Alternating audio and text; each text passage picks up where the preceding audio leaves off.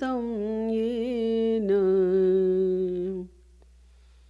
कृपालु गुरवे नमः।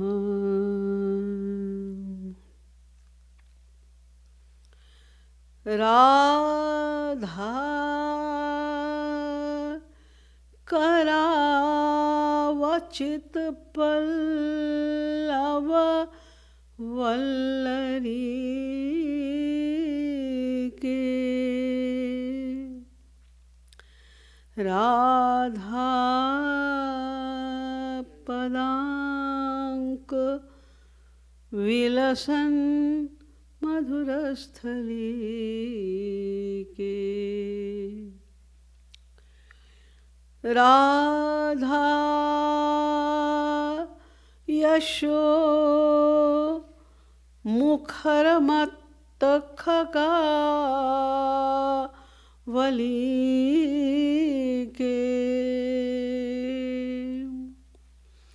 राधा विहार विपिने रमता मनो में। नमः कमलनाभाय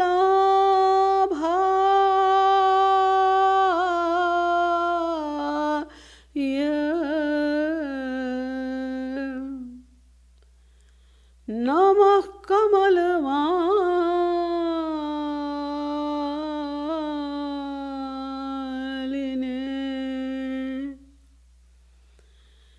नमः कमल पादाय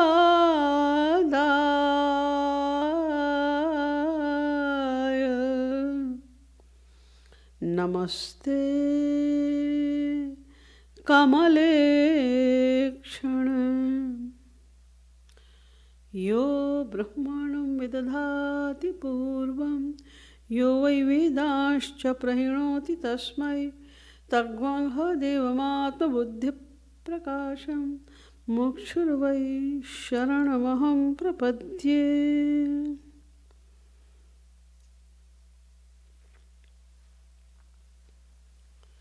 भगवत पादारविंदानुरागियों, as per rule, we'll chant for a while, and after that we will talk about Deenta, the given subject for today.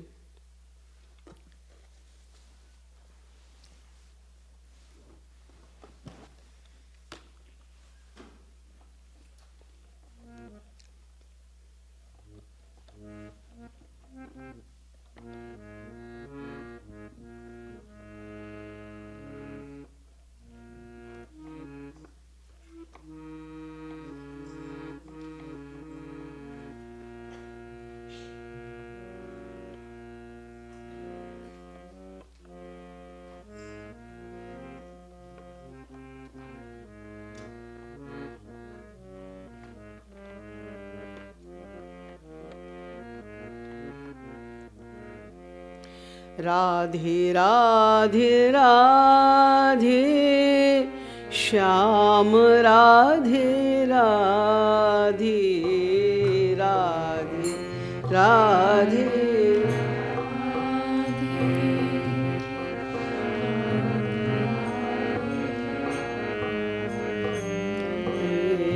Radhe Radhe Radhe Shyam Radhe Radhe Radhe Radhe Radhe Shyam Radhe Radhe Radhe Radhe Shyam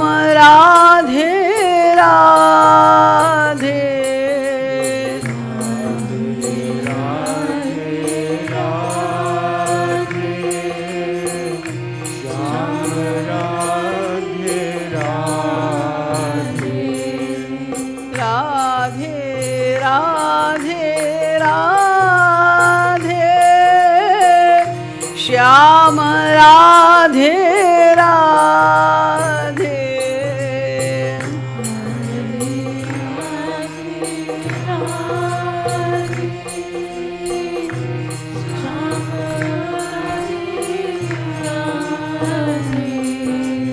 Shyam Radhe Radhe Ghanshyam Radhe Radhe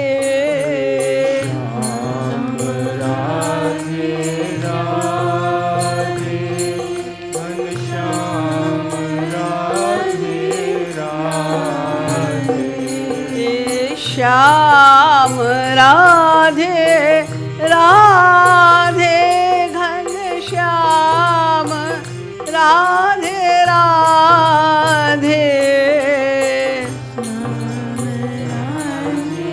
Shyam Radhe Radhe Ghanshyam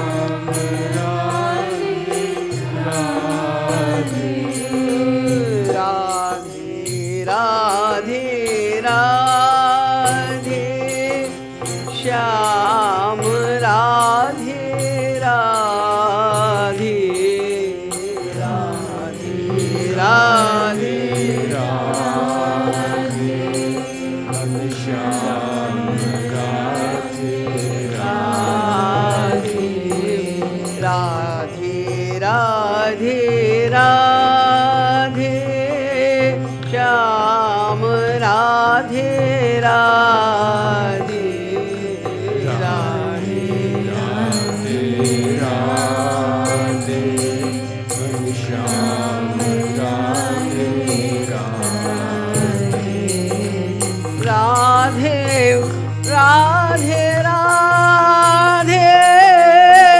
Shyam Radhe Radhe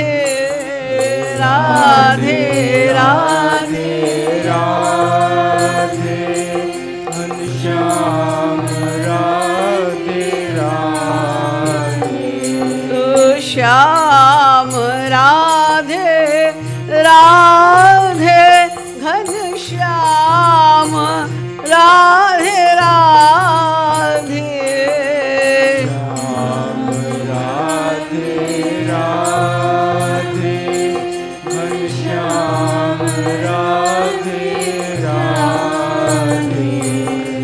Shyam Radhe Radhe Shyam Radhe Radhe Shyam Radhe Radhe Shyam Radhe Radhe Radhe Radhe Radhe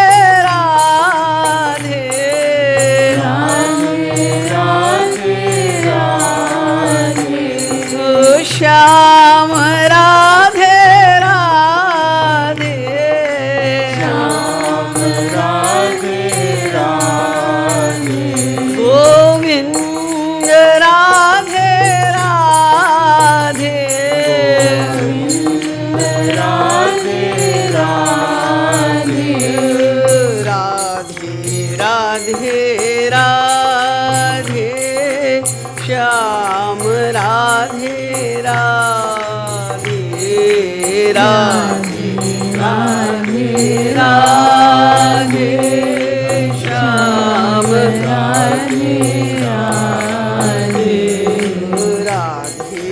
Radhe Radhe Radhe Shyam Radhe Radhe Radhe Radhe Radhe Shyam Radhe Radhe Shyam Radhe Radhe Govind Radhe Radhe Shyam Radhe Radhe Govind Radhe Radhe Shyam Radhe Radhe Radhe Radhe Govind Radhe Radhe Radhe Radhe O Shyam Radhe Radhe Shyam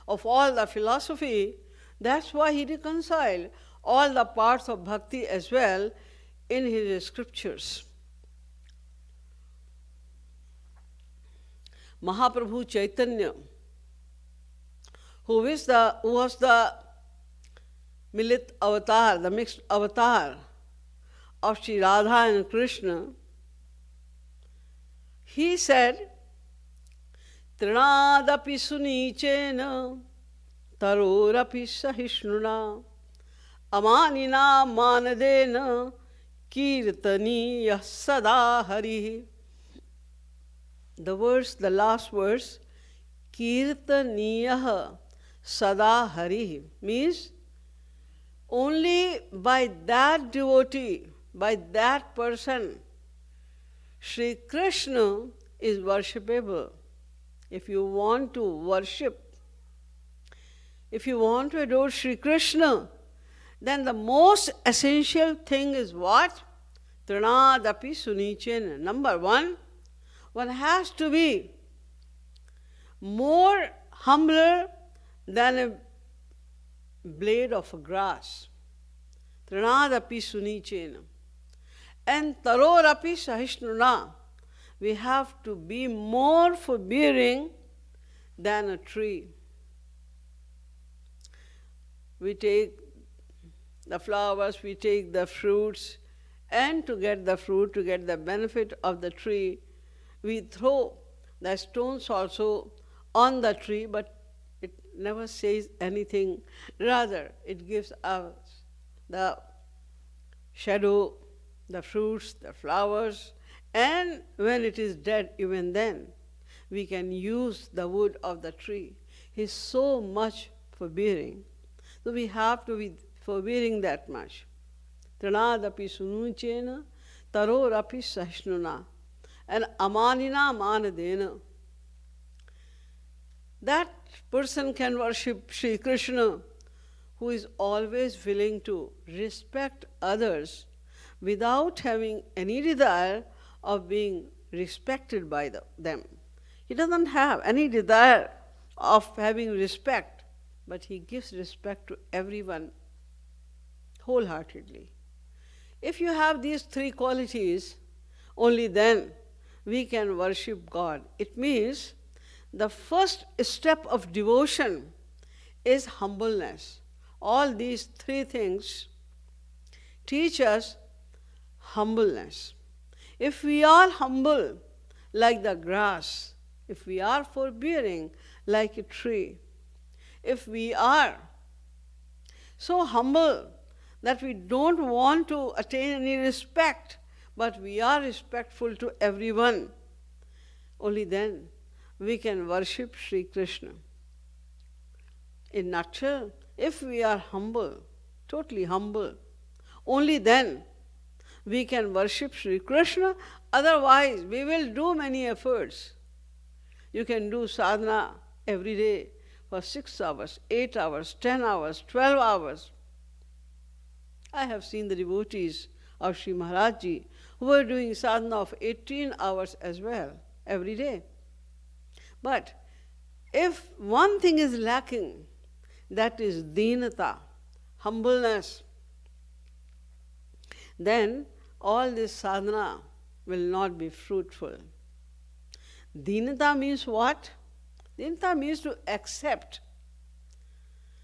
Accept ourselves that we are the material beings. That's why all the vices of Maya are overcoming our mind all the time. We are under the control of anger, passion, greed, avarice, jealousy, everything. When we do not accept that we are ignorant, extremely ignorant, then the ego comes. Humbleness, the opposite of humbleness is ego. If ego there, we cannot be humble. And ego comes when we think that I am also something. I am this, I am that. I am not foolish. I know everything. When in fact we know that we know nothing. We do not know even about ourselves. If you ask anyone that please give your introduction, who are you? What would he say? He would say that I am Ram Prasad. No, I'm not asking your name. I'm asking about yourself. Who are you? I am the son of Krishna Prasad. No, I'm not asking your father's name. Tell me, who are you? Then he would say that, oh, I am engineer in that. No, I'm not asking about your occupation. Tell me, who are you? He will give many answers. And then eventually, he would say that I am a human being. This is the name of your body. I'm not asking about the name of your body. Tell me about yourself. Who are you? After using too much mind, the satsangis of Sri Maharaj Ji can say that we are the souls. Oh, so you know that you are soul, yes. So, do you know about yourself? Do you have any idea about soul? What is soul?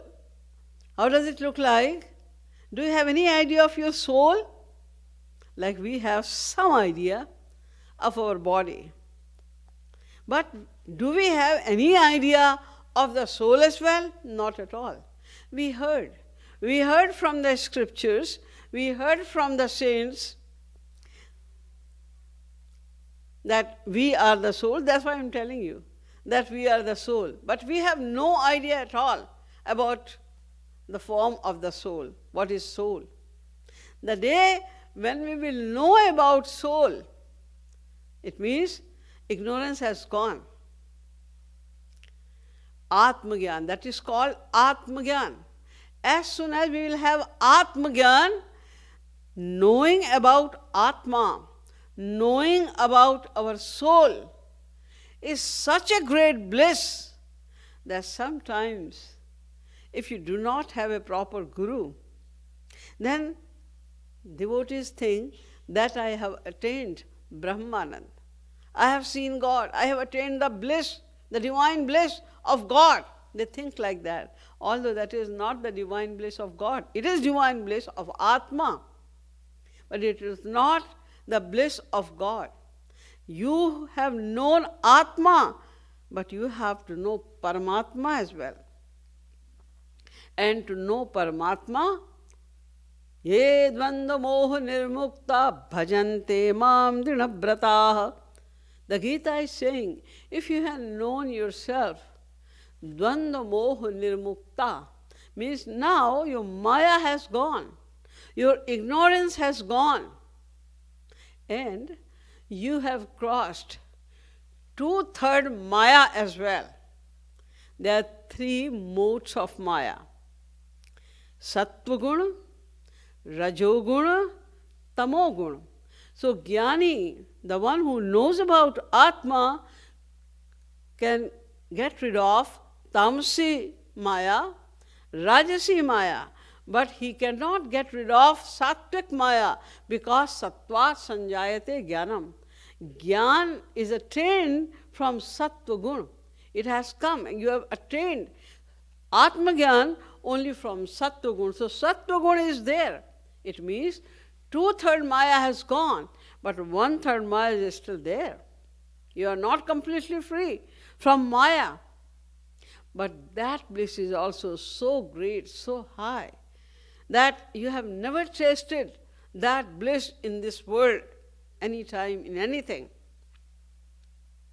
So, in other words, of the scriptures, that we have crossed the Gunavarika Maya, but the Swarupa Varika Maya is still there. There are 2 parts of Maya, Gunavarika Maya and Swarupa Varika Maya. Swarupa Varika Maya means which is hiding our own self from us, that is Swarupa Varika Maya, and that is Rajoguni Maya and Tamoguni Maya. But Gunavarika Maya means the Maya of 3 modes. So we have not crossed, the Jnani does not cross the Gunavarika Maya, Maya of 3 modes. Sattva-guna is still there. That's why he does not know about God.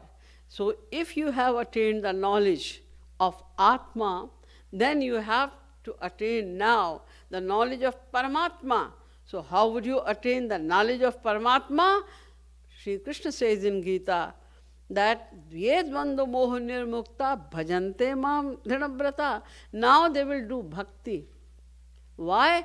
Bhaktya Mam Abhijanati Yavan Yashasmi Tattvataha Tato Mam Tattvato Gyatna Vishate Tadarantaram. By bhakti dwara, bhaktya mam abhijanati. There are two words, janati and abhijanati. They are Sanskrit words. Janati means knows, and abhijanati means knows thoroughly.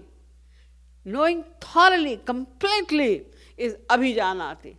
So bhaktya mam abhijanati. By bhakti, the Jnani knows me fully. Yavan yaschasmi tattvata. What is my glory? How much is my glories? Nobody else can know. And tato mam tattvato gyatva vishate tadarantaram. After that, he merges into me. Because knowing of God is of three kinds. Gyatum, drashtum cha tattvena praveshtum cha parantapa. Lord Krishna is saying in Gita that Gyatum, first of all, you will know about God. Like you guys also know a lot about God, about Sri Krishna, about Sri Radha by the grace of Sri Maharaj Ji. You have lots of knowledge. You know about them. But Gyatum, our knowledge is limited. That is only the worldly knowledge. We know, we have knowledge in words only. We don't know it internally. We have no experience of that knowledge. So Gyatum and then Drashtum. When you understand fully, when you get the knowledge and then you go inside the knowledge, you understand the deep meaning of that knowledge as well. That is drashtum and praveshtum cha parantapa, and eventually you have to pravesh, you have to merge into God. That is the final thing. So, to have full knowledge of Paramatma, one has to do bhakti only. So that's why Mahaprabhu Chaitanya is saying that if you want to know God, if you want to realize Sri Krishna, if you want to worship Sri Krishna, you have to be very humble.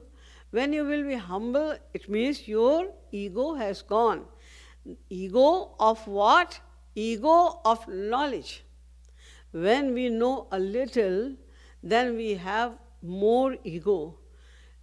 When we know more and more and more, then ego goes down, down, down. Shankaracharya himself said, Yada kinchit gyoham dvipaiva madandhas samabhava tada sarvagyosmitya bhavadavaliptam mama manah Yada kinchit kinchit buddhajana sakashadavagatam tada murkhosmiti jvareva mado me vyapagata Yada kinchit gyoham. When I knew a little, I read the scriptures and I had a little knowledge of the scriptures, then I used to think sarvagyosmi. I am sarvagya. I know everything. No one is more knowledgeable than me. I used to think that. But yada kinchit kinchit buddhajana sakashadavagatam. When I went in the association of the saints, and with the effect of the saints' association, when I came to know a little bit about Sri Krishna, when I had a little knowledge, I started having the real knowledge about bhakti, about Sri Krishna, then I understood, then I accepted that tada murkhosmi, then the jwar, the fever of ego had gone. And I realized that I am extremely foolish. I know nothing at all. And even then I was so much egoistic. I was thinking that I know everything. Like the camel is high, very high. So it thinks nothing is higher than me.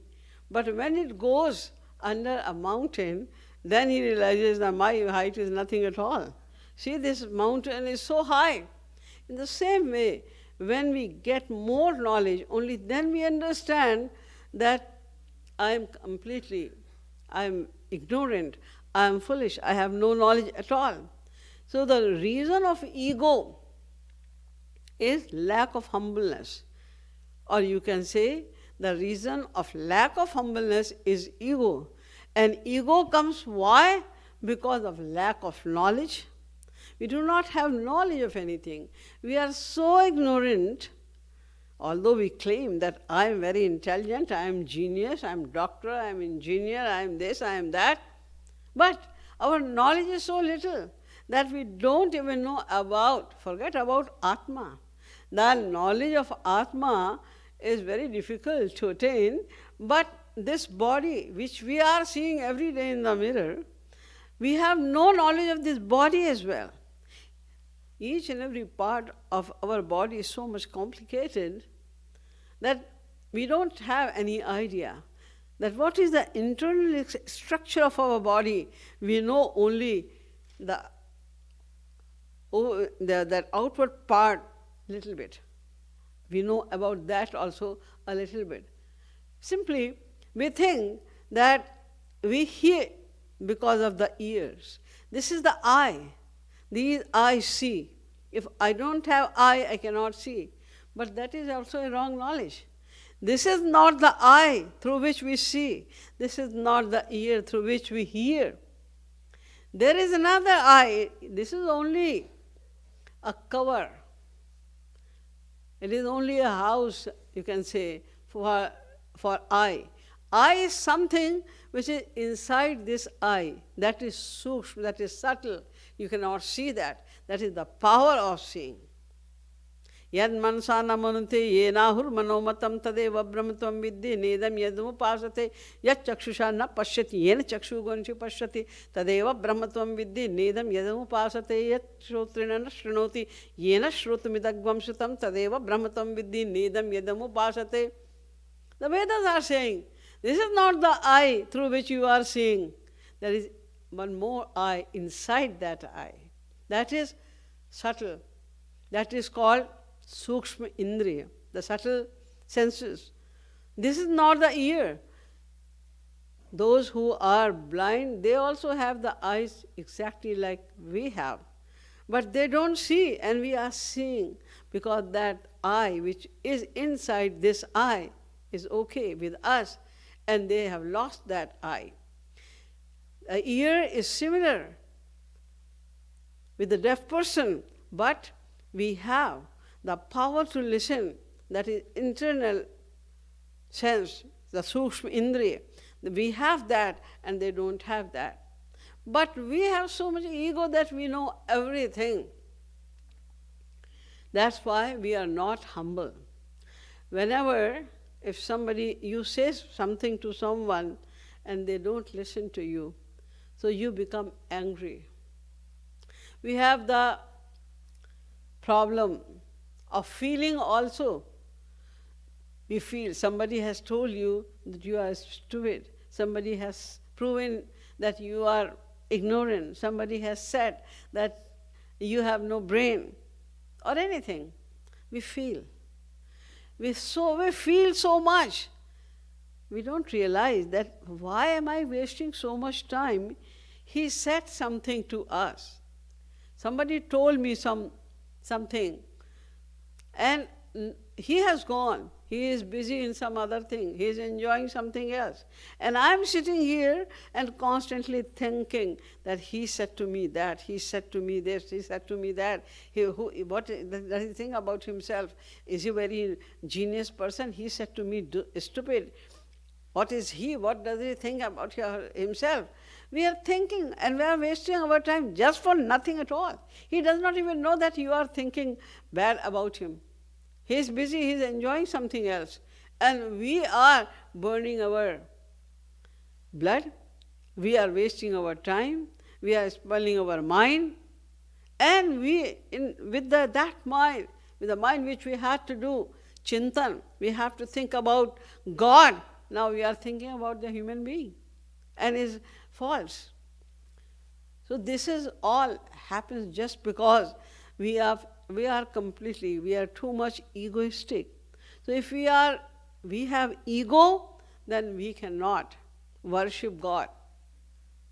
Although Sri Krishna said in Gita, Samoham sarva bhuteshu name dveshyosti na priyaham. Samoham sarva bhuteshu. I am equal to everyone. Name dveshyosti na priya. Neither there is any enemy, nor anyone is my friend. Samoham. I am equal to everyone. But it's not true. He has one enemy, great enemy. The great enemy of Sri Krishna is who? Ego. Ego is the great enemy of Sri Krishna. And in the same way, humbleness is the great friend of Sri Krishna. Where there is ego, Lord Krishna would not go there at all, no matter what you do for him. Many opulent people, they make the temples. Especially in India, I have seen that the billionaires, they make temples, big temples. Many people every day come to see those temples. But those who spend the money to make that temple have no time to come in the temple.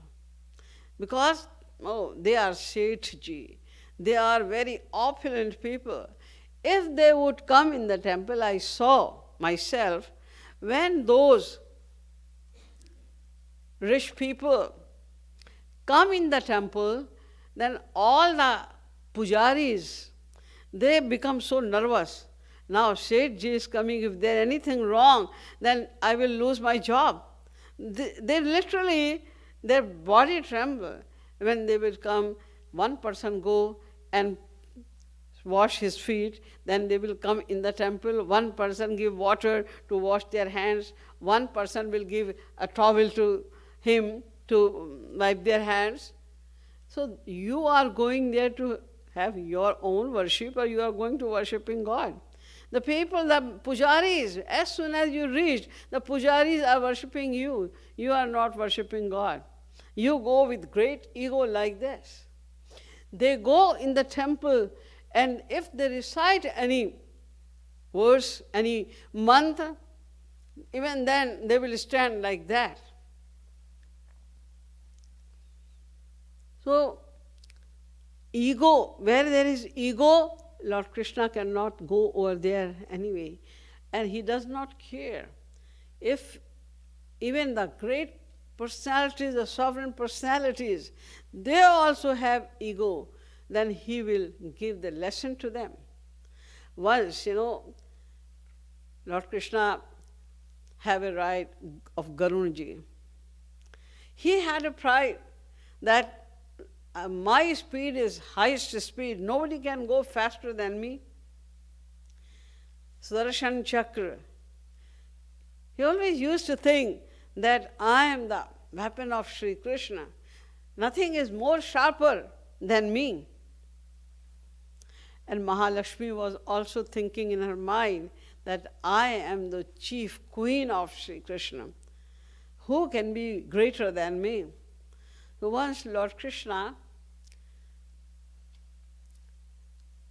played a leela, and he said to Garudaji Maharaj that I want to have a flower, the parijat flower, from Nandanvan of heaven, Indra. Bring one flower for me. Go and come back very soon. So he went with great speed and reached Nandanvan. And when he was trying to pluck the most beautiful flower, then the water was making a little bit of noise. Hanumanji was sleeping at the bank of that pond. Then he said, "Who is here? Why are you making noise? I am sleeping. Let me have rest." He said, "Hey, don't you know? I am Garun. I am coming from Sri Krishna and I have to take a flower for Sri Krishna. That's why I am here." Then Hanumanji thought, why should I argue with him?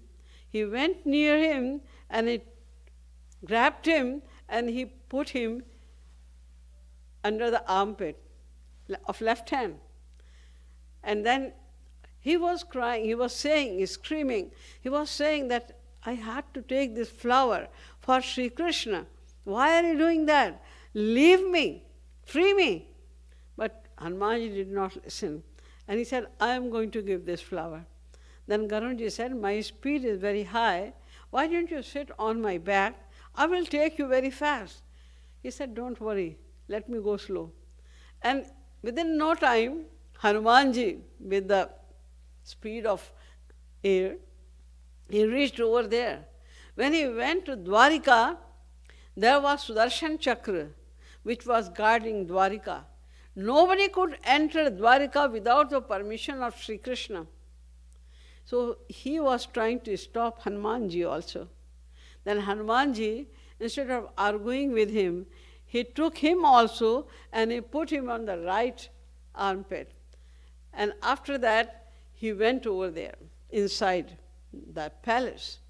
When Sri Krishna saw that Hanumanji is coming with great anger, then he said to Mahalakshmiji that Hanumanji is very angry at this time.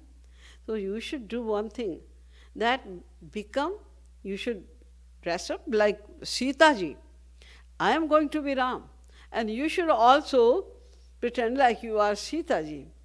Otherwise, he can do anything. This monkey is outrageous, he can do anything.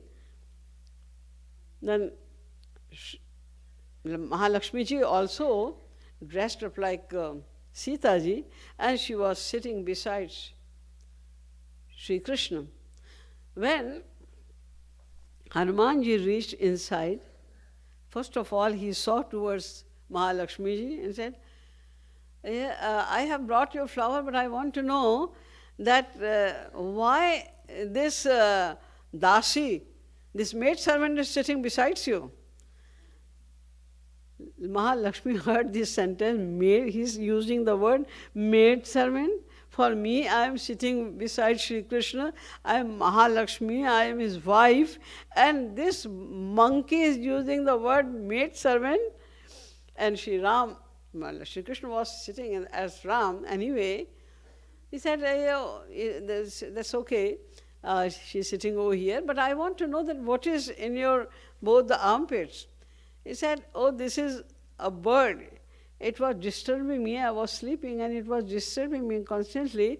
That's why I put him in my right armpit. And what is another armpit? That is some kind of toy. And it was also disturbing me. It was not letting me come in Dwarika. That's why I put him here.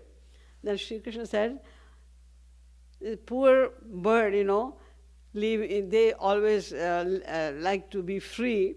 They want to freely fly, so leave him, please. So Hanumanji left Garudaji, and then he said to leave him also, Sudarshan Chakra. Then they were released. So Sri Krishna does not leave anyone. In that way, he gave a lesson to Garudaji that there is someone who is faster than you also. Don't think that nobody is faster than you. Your speed is not fastest. And he gave a lesson to Sudarshan Chakra as well, that there is someone who is more powerful than you. And Mahalakshmi also got the lesson. So everybody got lesson from Sri Krishna in that way. Not only that, once Arjuna also thought that nobody is here who loves Sri Krishna more than me. I am always with him and he became my driver of my chariot. He loves me so much. So once, because Sri Krishna was noticing all that, once he said, let's go to the forest just to have a walk. Arjuna and Sri Krishna went for a walk in a forest. There they saw that there was a sadhu, a recluse, and he was eating the grass. And he was selecting only the dry grass. So they were seeing. Then Arjuna asked Sri Krishna, this sadhu is very weird. He is eating grass, and I am seeing he is not eating the green grass. He is eating only the dry grass. Why is he doing so? Sri Krishna said, go and ask him. And he hid himself behind the cottage, and he said to Arjuna to go and ask him why is he eating the grass.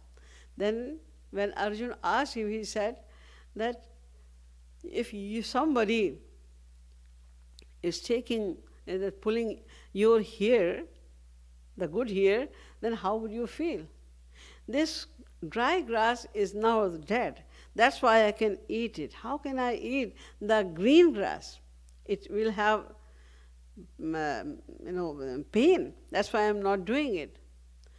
Then he asked that, it seems like you are a sadhu, but how come you are having a sword in your other hand, in your left hand? He said, I always keep this sword because I have to kill 3 people. If I will see them anywhere, I will immediately kill them. Then Arjuna asked, who are those 3 people? He said, number 1, Draupadi. He was titled Draupadi, my wife. He is going to kill her.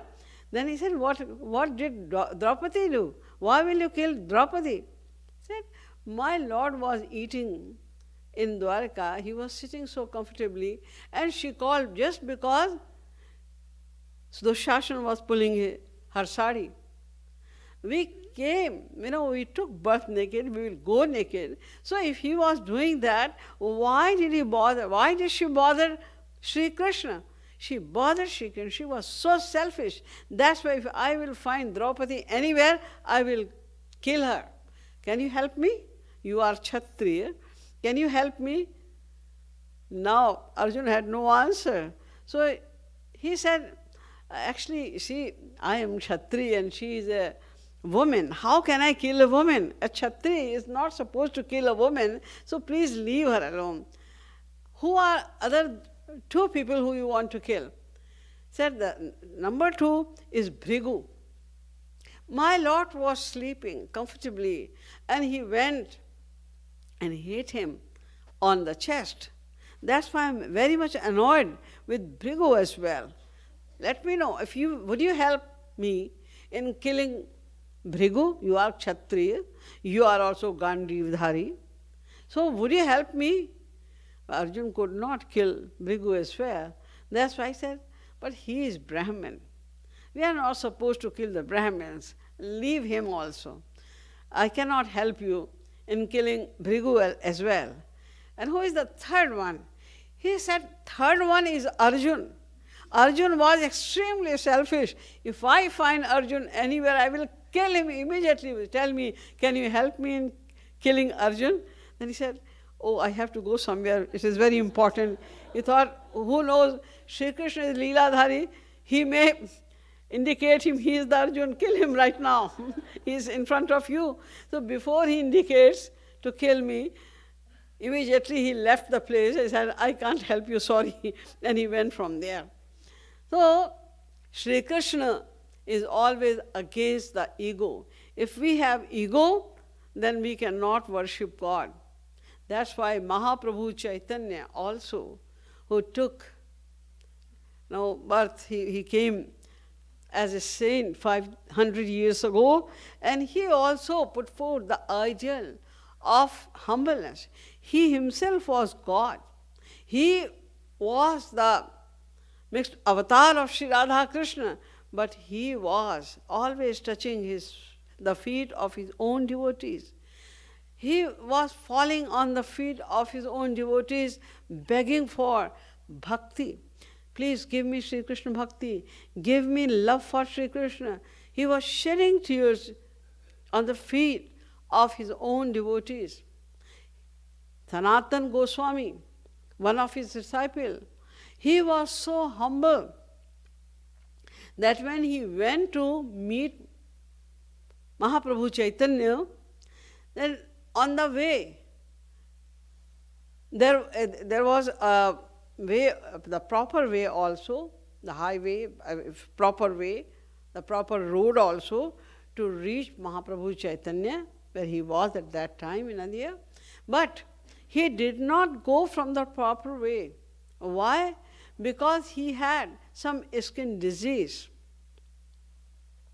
He thought, if I will go and my body will be touched with other devotees, then they will be distressed. So I should avoid that path so that I cannot give any kind of suffering to other devotees. So he went through the forest. And because he went through the forest, that's why he had more problems in his body, the disease of itching. He got this kind of disease, and when he reached over there, he didn't want to see Mahaprabhu Chaitanya also, although he went so long, so far, only to meet Mahaprabhu Chaitanya, but he went over there and he was not meeting. Why? Because he had that disease of leprosy. That's why he was not going to see Mahaprabhu Chaitanya. But Mahaprabhu Chaitanya, he is the embodiment of mercy. That's why he forcibly hugged him, and as soon as he hugged him, his disease had gone. So he was teaching his devotees also, Raghunathji also, an emblem of all the humble ones who was not eating, because everybody was he was very rich. That's why he was feeding many Mahatmas, many saints every day. So he was admired all over the city. He thought, it will bring ego in my mind, then I will be away from Sri Krishna Bhakti. I cannot perform Bhakti in that way. That's why he stopped doing that and he hid himself somewhere else, and he was eating only the prasad of Jagannath Puri. And when people came to know that he is such a rich person, he is having the prasad of Jagannath Puri, then he started having that food which was thrown on the street for the cows, the leftover food which was thrown on the street. So he was bringing that food for himself. He put forth the ideal of humbleness, that we have to humble. So to bring humbleness in ourselves, we have to start thinking positively. The positive thinking is very important to bring humbleness. Positive thinking means there are two aspects of everything. So think in a positive way. For example, there was a saint, Saint Suleiman. He was going somewhere from the back road of the houses. When he was going from that little street, then some lady threw the ash of her angiti on the street. By the way, same time Saint Suleiman was going from there, so the ash just came to his body. And that ash was hot. But he just did like this, jerked his clothes, and then he did pranam to that lady, and after that he proceeded. The other man was seeing. He said, what kind of man you are? This lady is so foolish, she did not even see that a saint is going, and he threw the ash on you, and it was also hot. So instead of scolding that lady, you are saying thank you and you are going. Then he said, yes, I am giving thanks to her because I know that I am the person on who the burning coals must be thrown. And she is so merciful that she threw only the hot ash on me. Because I am the one, I heard so many times. My Guruji tells me again and again that worship Sri Krishna, think about Sri Krishna only. Perform bhakti for Sri Krishna only. Do not bring any other idea in your mind. But I don't listen to them. God is saying through the scriptures, the saints are saying, but I don't listen to them. That's why I must be punished very badly. She was supposed to throw the burning coals on me, but she is merciful. That's why I am thanking her. Once Socrates was sitting because he was not earning any money. So his wife was very angry one day that you every day bring saying Radhe Shyam, what are you doing? How can we cook food where there is nothing in the home? So she was constantly, she was saying, she was scolding her husband constantly. But he was busy in thinking something else, so he didn't mind what she was saying. He did not even listen to what she was saying. Then when she saw that I'm saying so much, but she has no effect of it, then she brought a bucket of water and threw on him. Then he started laughing and said, now I know that. It is true that the cloud roared first and then they rain. Now it is obvious. Then other person, the neighbor, he said that what kind of husband you are. I'm seeing that your wife is so bad. All the time she is abusing you. She is using so bad words for you. For 1 hour she kept on scolding you. So instead of saying something in turn, you are saying that the cloud roared first and then they rain. What do you mean? And he said, wow, you are very clever. You want to fight. You want me to fight with my wife, and you want to see the show free of cost. You will see the show, we will fight, and you will see the show free of cost. You want me to do that? I mean to say, this kind of positive thinking does not bring ego in our mind. Like if you are very thirsty, and you ask 1 glass of water, someone brings half glass of water for you. So there are 2 ways to think. At least I am given a half glass of water. It will quench my thirst. Thank you very much. I was not expecting even 1 drop of water. And you gave me half glass of water. This is the one way of thinking. Or you can think, see, does it take any money? He had to bring the water. It is free. He's so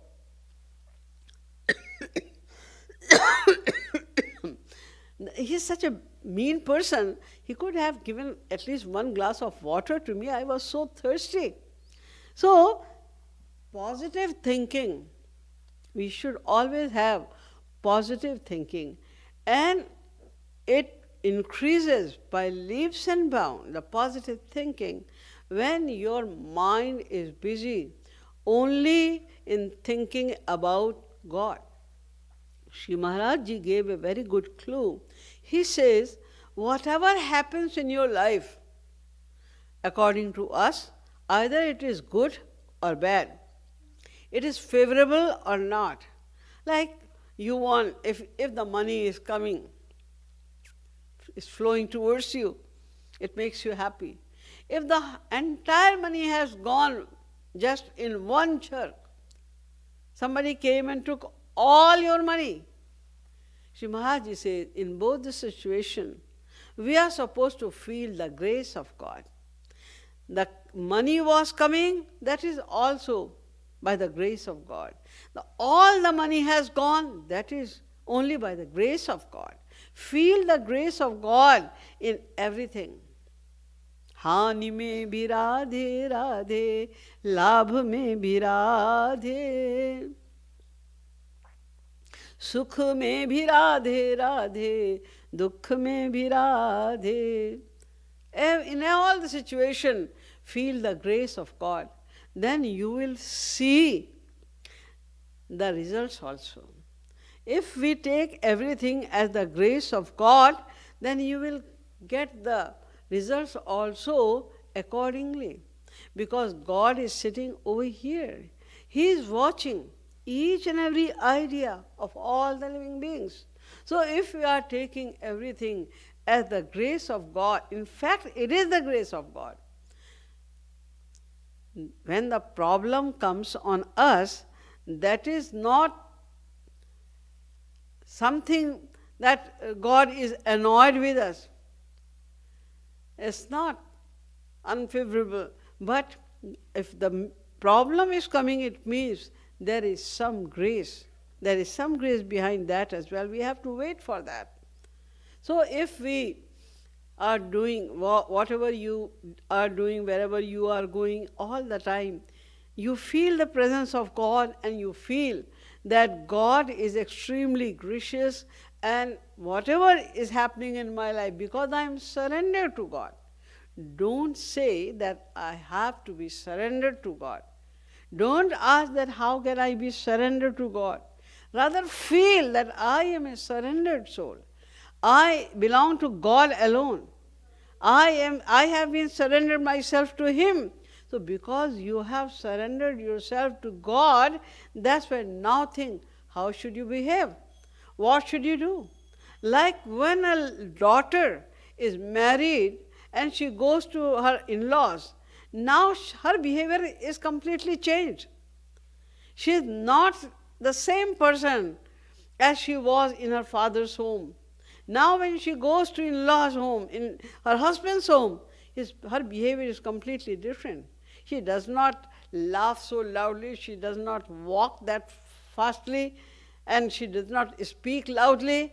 All the time she is conscious that now I am a married girl, so how should I behave now? In the same way, feel that I am surrendered. I belong to Sri Krishna alone. There is no other person who is my relative or friend. I belong to Sri Krishna alone, and He is taking care of myself all the time.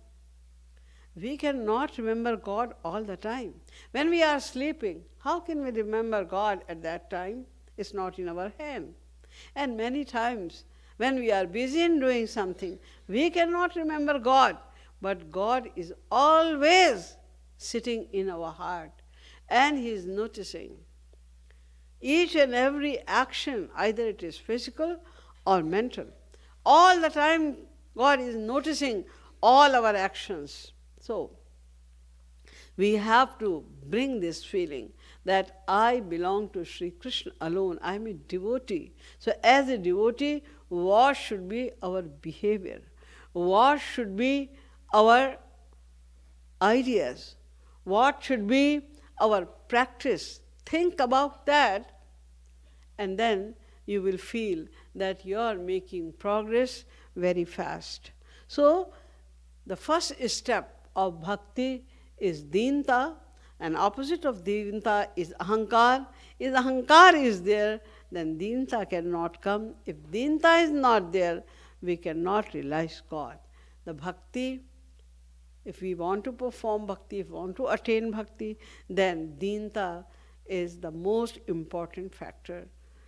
बोलिए श्रीमद् सतगुरु सरकार की जय, श्रीमद् युगल सरकार की जय, जय जय श्री राधे, जय जय श्री राधे, जय जय Shri Radhe. Thank you very much, Didi.